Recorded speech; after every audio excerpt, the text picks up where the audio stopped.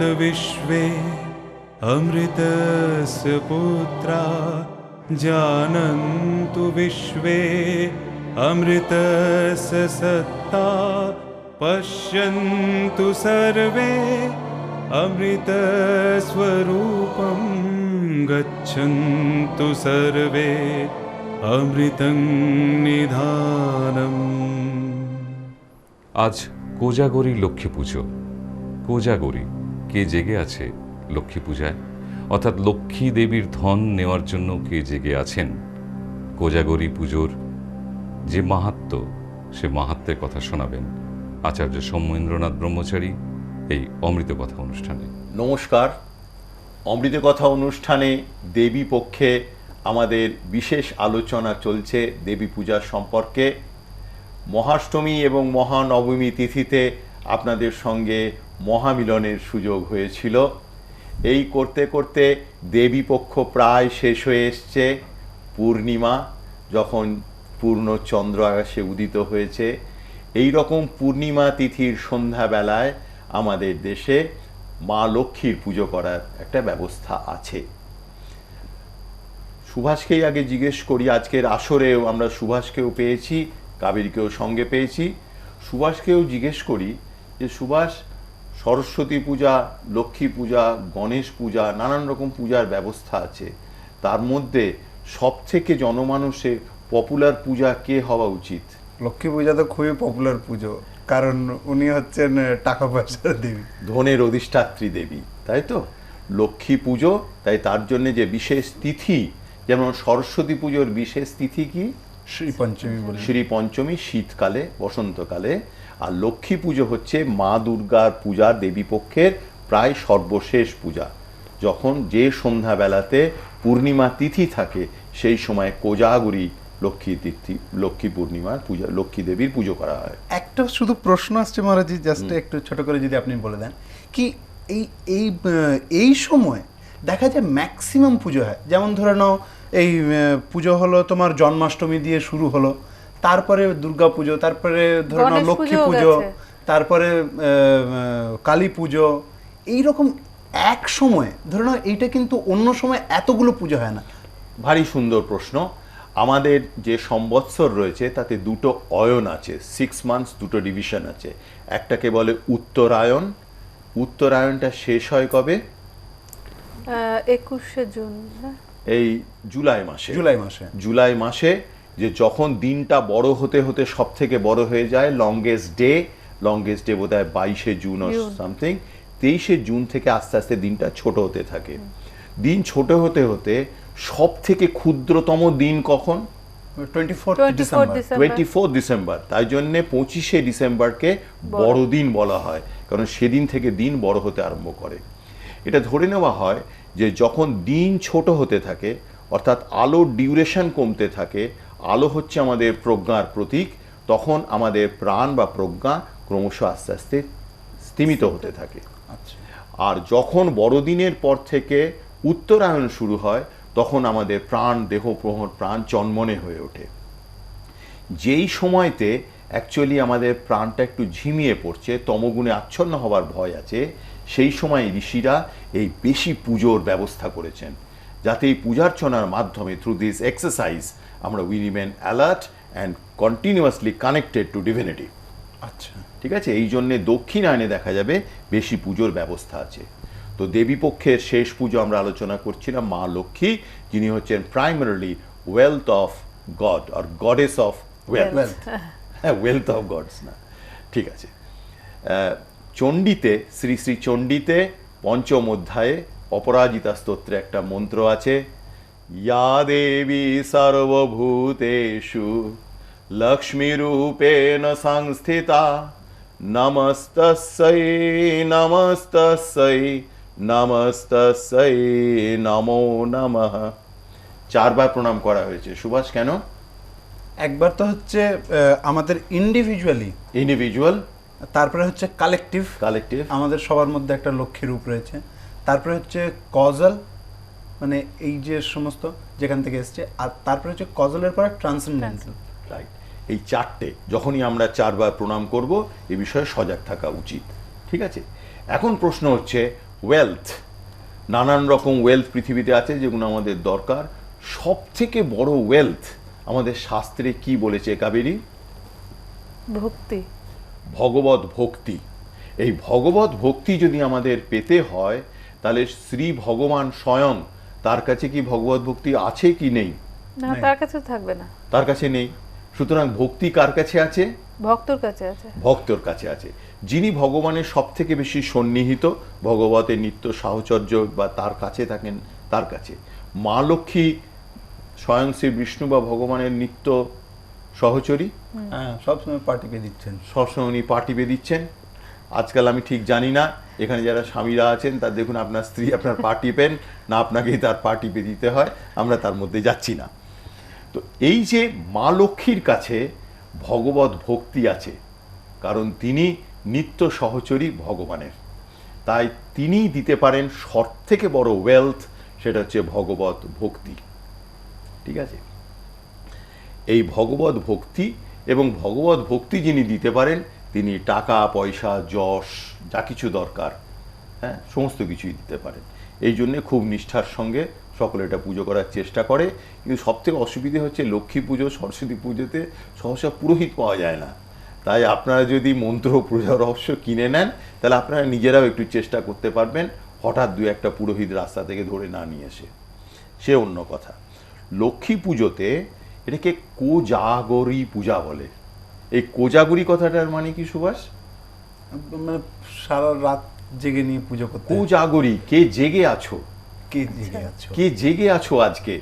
যেন মা লক্ষ্মী জিজ্ঞেস করছেন, জেগে আছো মানে you are conscious, you are aware, you are awakened. কিসের জন্যে? এই মানে ওয়েলথ আমি যে দেব তার জন্য তার তুমি জন্য। কি তৈরি তুমি কিনা? নেবার রিসিভ জন্য। করার জন্য কি তৈরি তৈরি আছো? আছো কিনা? আই ওয়ান্ট টু গিভ, কিন্তু আমি আই ক্যানট গিভ তুমি যদি রিসিভ করার জন্য তৈরি না থাকো। তাই আমি আমার লক্ষ্মীর পুরো ভান্ডার নিয়ে যদি তোমার কাছে আসি, কিন্তু তুমি যদি ঘুমিয়ে থাকো তাহলে তো আমি দিতে পারবো না। তাই অনেকে বলে যে কোজাগরী লক্ষ্মী পূর্ণিমাতে জেগে থাকতে পারলে ভালো হয়। হোল নাইট জেগে থাকলেই হবে না, পূজার্চনের মাধ্যমে জেগে থাকতে হবে। ঠিক আছে? সেই জন্যই বোধহয় ওই সময় বিধি রয়েছে যে রাত্রের দিকেই পুজোটা করা। না, লক্ষ্মী পূজা আরম্ভ করতে হয় প্রদোষে, সন্ধ্যাবেলায়, নিশ্চয়ই সন্ধ্যার সময় সন্ধিক্ষণে। তারপরে পুজোটা যদি দীর্ঘায়িত হয় তাতে কোনো ক্ষতি নেই। কালী পুজো করতে হয় অলমোস্ট মধ্যরাত্রে, সে অন্য কথা। ঠিক আছে, এই কোজাগর্তী, এই তার থেকে কোজাগরী লক্ষ্মী পুজো। তো তিনি আমাদের ওয়েলথ দেবেন। এখন লক্ষ্মীর বীজ কি? শ্রিং। শ্রিং। শ্রিং। শ্রিং, এই শ্রিং কথাটা এসছে, আমরা প্রত্যেকের নামের আগে যদি বেঁচে থাকি তাহলে আমরা আমাদের নামের আগে শ্রী বলি। এই শ্রী কথাটা মানেটা কি? সুন্দর। সুন্দর। একটা হচ্ছে সৌন্দর্য, আর একটা শ্রী মানে আমি জীবিত। যেই আমি মরে যাব তখন আমার নামের সামনে আর শ্রী বসবে? বিশ্রী হয়ে কি যাবে। বসবে? ওই এরো। চন্দ্রবিন্দু। চন্দ্রবিন্দু। আমি ঈশ্বর হয়ে যাব। শ্রী মানে হচ্ছে এটা প্রাণের প্রতীক, সৌন্দর্যের প্রতীক। ঠিক আছে, মা লক্ষ্মী তার প্রতিভু, তাই জন্য আমার প্রাণময়ী হিসেবে তিনি লক্ষ্মী আছেন। তিনি আমাকে সমস্ত ওয়েলথ অ্যাকোয়ার করার জন্যে আমাকে প্রিপেয়ার করতে পারেন। ঠিক আছে, বীজ কাকে বলে? বীজ মানে হচ্ছে যে সব মানে অনেক কিছু মানে যার- যার মধ্যে যেই- আর কি সেই ভাবটা আর কি পুরো রয়েছে। ঠিক, Potential. আমরা আগেই বলেছি, পথ চলতে চলতে আমার যদি পায়ে হট করে একটুখানি চোট লাগে, আমি কি জাতীয় শব্দ উচ্চারণ করি? উফ। উফ কথাটা হচ্ছে কিসের বীজ? চোটের বীজ। মানে দুঃখের বীজ। আমার ব্যথার বীজ। ঠিক আছে, ঠিক সেরকম আমি যদি গরমকালে আইসক্রিম বা একটা কোল্ড ড্রিঙ্কস খাবার পরে আমার কিরকম আওয়াজ বেরোবে? আহ, আহ বা আহা। ঠিক আছে, এটা কিসের বীজ? দুঃখ না আনন্দের? আনন্দের। আনন্দের। সুতরাং দিল মাঙে মোর আহা, এটা হচ্ছে আনন্দ, আর উফ আহ এগুলো হচ্ছে দুঃখের বীজ। এরকম প্রতিটি দেবতার একটা বীজ আছে। মা লক্ষ্মীর বীজ হচ্ছে শ্রিং। শ্রিং। শ্রিং, এই শব্দটার মধ্যে মা লক্ষ্মীর সমস্ত শক্তি নিহিত আছে। যেমন একটা বীজের মধ্যে সেই বড় গাছ, একটা বটের বীজ খুব ছোট্ট হয় কিন্তু তারই মধ্যে বড় গাছটা লুকিয়ে আছে। সেরকম মা লক্ষ্মীর গায়ত্রী, দুর্গার গায়ত্রীর মতন মহালক্ষ্মী বিদ্মহে, তাকে জানছি, মহাশ্রী ওই ধীমহি তন্ন শ্রী প্রচোদয়াৎ, আমাদের মধ্যে যাতে শ্রী ফুটে ওঠে, সেই শ্রী আমরা প্রার্থনা করছি। এইভাবে মা লক্ষ্মীর পূজা করলে বৈদিক যুগে একটা শ্রী সূক্ত বলে জিনিস ছিল মা লক্ষ্মীর প্রতি উৎসর্গীকৃত। সূক্ত কথাটার বানান কি কাবেরী? দন্তেশ্বয় দীর্ঘ কয়তয়, এর মানে কি?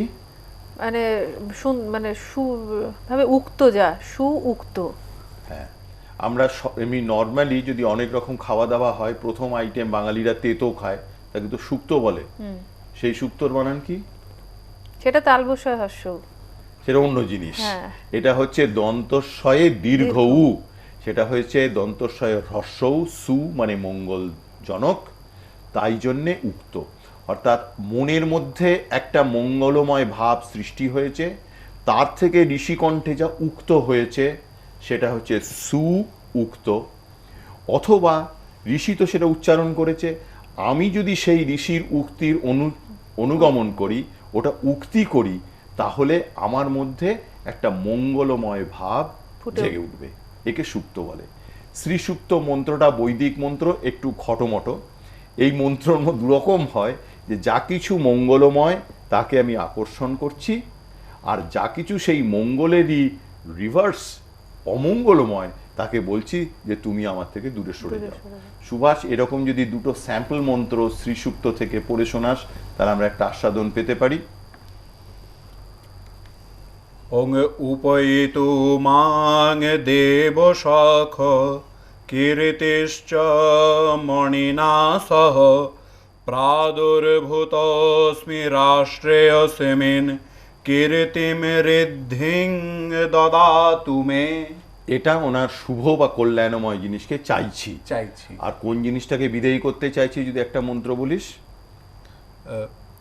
ওং ক্ষুত পিপাসাদমলাং জ্যেষ্ঠাম অলক্ষ্মীং নাশয়াম্যহম অভূতিম অসমৃদ্ধিং চ সর্বাণীর্ণুদমে গৃহাৎ। আমার গৃহ থেকে এই যে অশুভ দিকগুলো আছে সেগুলোকে দূরীভূত করো। এইভাবে মা লক্ষ্মীর পুজো করতে হয়। তার একটু ধ্যানটা খটোমটো একটু অভ্যাস করে নিলেই সুবিধে হবে। সব শেষে হচ্ছে প্রণাম। প্রণামটা আমি পাঠ করে আপনাদের শোনাই। বিশ্বরূপ ভার যাসি, তুমি স্বয়ং বিশ্বরূপ নও, বিশ্বরূপ হলেন ভগবান, স্বয়ং ভগবান, তুমি হচ্ছে তার স্ত্রী। এখন কথা হচ্ছে যে যদি কোনো বসকে অ্যাপ্রোচ করতে হয়, তাহলে তার কাছে ডাইরেক্ট যাওয়া উচিত, না তার স্ত্রীর মাধ্যমে গেলে তাড়াতাড়ি ভালো কাজ হবে? স্ত্রীর মাধ্যমে গেলে ভালো তাড়াতাড়ি কাজ হবে। কি করে জানলি? জানা যে কারণ সংসারেই হোক অথবা সেই গোলকেই হোক, আলটিমেটলি সকলে স্ত্রীর বশীভূত। তাই মা লক্ষ্মী হচ্ছেন একেবারে শ্রীকৃষ্ণ বা বিষ্ণুর, তিনি দাসী রূপে সেবা করেন, আসলে তিনিই হলেন বস। তাই বিশ্বরূপ ভার যাসি পদ্মে পদ্মালয়ে শুভে সর্বত পাহি মাং দেবী মহালক্ষ্মী নমস্তুতে। নমস্তুতে কথাটায় কি কি সন্ধি আছে কাবেরী? নম অস্তুতে। হ্যাঁ, অর্থাৎ আমি প্রণাম করলেই কিন্তু প্রণাম হয়ে যায় না, আমি প্রণাম করলাম, তুমি রিসিভ করলে, তবেই হয়। নম অস্তুতে, তোমাতে আমার প্রণাম সার্থক হোক। এইভাবে যদি মা লক্ষ্মীকে প্রণাম করা যায়, তাহলে মা লক্ষ্মীর কন্ট্রোলে যা যা আছে সে তো আমি পাবই। এছাড়া মা লক্ষ্মীর কন্ট্রোলে আরেকজন কে আছেন? বিষ্ণু স্বয়ং। স্বয়ং বিষ্ণু আছেন, কেষ্ট বিষ্ণু দুজনেই আছেন তার বিভিন্ন রূপে। সুতরাং মা লক্ষ্মী যদি আমার ফরে থাকেন, তাহলে কেষ্ট বিষ্ণু অটোমেটিক্যালি আমার পরে যাবে। থাকতেই হবে। আসুন এই বোধ নিয়ে আমরা কোজাগরী লক্ষ্মী পূর্ণিমা করি এবং আমরা বিশ্ব চরাচর থেকে একটা শুভ শক্তি আহরণ করে নিই, তার আশীর্বাদে ধন্য হই। নমস্কার। এতক্ষণ অমৃত কথা অনুষ্ঠানে শুনছিলেন কোজাগরী লক্ষ্মী পুজোর মাহাত্ম্যের কথা শোনাচ্ছিলেন আচার্য সৌমেন্দ্রনাথ ব্রহ্মচারী। অমৃত কথা প্রযত্নে সিটিভেন plus, 89 MB road, Birati, Kolkata 51। আজ অমৃত কথা এ পর্যন্তই। দেখা হবে পরের পর্বে। ভালো থাকুন। নমস্কার। शृण्वन्त विश्वे अमृतस्य पुत्रा जानन्तु विश्वे अमृतस्य सत्ता पश्यन्तु सर्वे अमृतस्वरूपं गच्छन्तु सर्वे अमृतं निधानम्।